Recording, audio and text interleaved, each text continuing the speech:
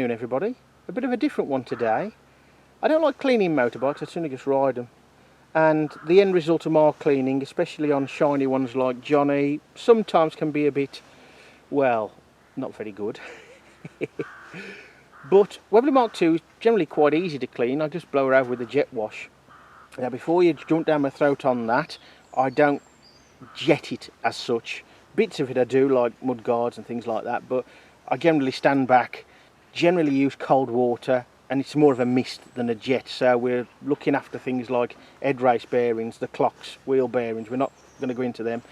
And just to qualify that, about 20 years ago I was talking to an RAF engineer, and they used jet washes on the jets, but they did state as long as you use cold water there ain't an issue.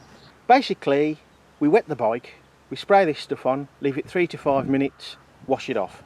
Now Webley isn't too bad, and a lot of this would probably just wash off anyway, but there's the chain guard quite muddied up, and although it's quite dark underneath here, the mud guard is pretty caked as well. Not thick, but certainly messy. The rear wheel is a little bit grubby, certainly the spokes are chain loop and general rubbish off the roads. The mud guard's a bit grubby, so are the forks. We've got some staining on the tank, and as you would expect, at the front of the engine, the bash plate, engine bars, a bit grubby there too. Let's see how we get on. Right folks, here we go. Just wet the bike first.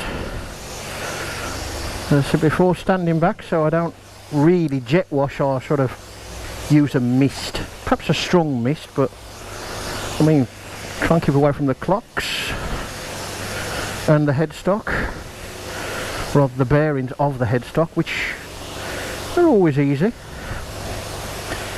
Left something sticking out the pannier there. Now, yeah, as I expected, some of that's coming off anyway.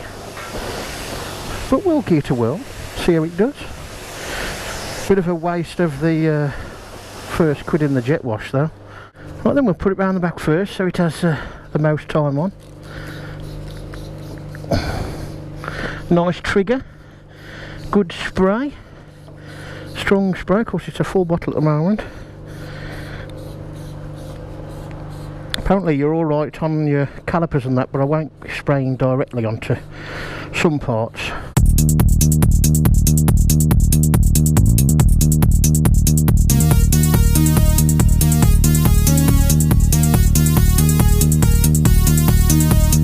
Trigger seems to work well at all angles, just about.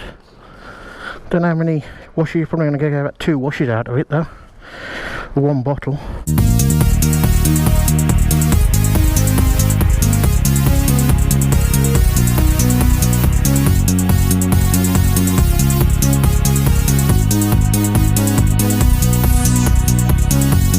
It's supposed to be biodegradable, so we're all right for the environment and all that.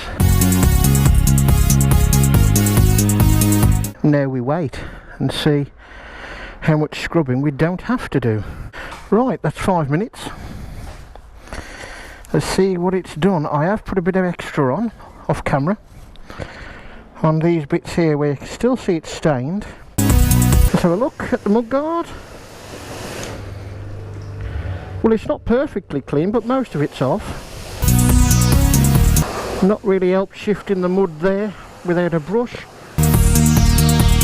Look at the tank, there's still some marks on the tank, and bear in mind there was only dirty water marks really.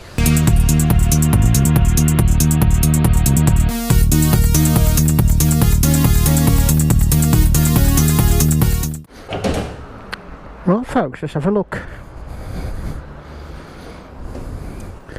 Some marks still there just inside there on the tank. A couple of marks on the mud guard, but mostly off there, and again staining there. So I wouldn't call that bit there really grubby that you would really need to use a brush. With these, or in this case Muc Off Wonder Potion, which it isn't, and I won't be buying it again.